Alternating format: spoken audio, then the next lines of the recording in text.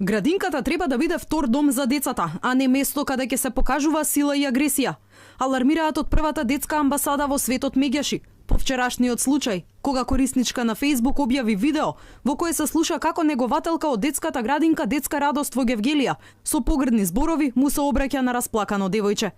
Децата треба да уживаат во градинките, а не да бидат жртви на малтретирање и тортура, велат од Меѓаши. Градинката треба да биде втор дом на децата. Треба децата тамо да се чувствуваат безбедни, сигурни, облеани со љубов, внимание и почит, а не да се травматизираат и родителите да не можат да се справат со ваков тип на непресметливо однесување на страна на некои од воспитувачите кои работат со децата. Ова според првиот човек на Меѓаши е уште еден во низата скандали кои го тресат Министерството за труд и социјална политика. Сведоци бевме на гризнато дете во скопска градинка, бегство на малолетници и бременност кај Штитеничкиот дом од 25 мај, до трговија со деца и детска проституција, вели Змијанац.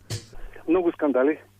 Навистина треба сериозно Министерството за труд и социјална политика да поведе сметка, затоа што граѓаните ги доверуваат децата во институции и очекуваат институциите да бидат на висина на задачата за чување, воспитување, згрижување и негување на децата.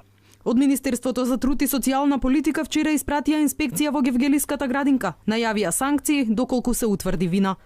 Директорката на градинката е задолжена да ја утврди фактичката состојба, односно ако најде докази дека со повредата на прописите е сторен прекршок, потешка повреда на работната дисциплина, неизвршување, несовесно и ненавремено извршување на работите и работните задачи или кривично дело, да поднесе барање за поведување на прекршочна постапка, иницијатива за покревање на дисциплинска постапка или пријава за сторено кривично дело.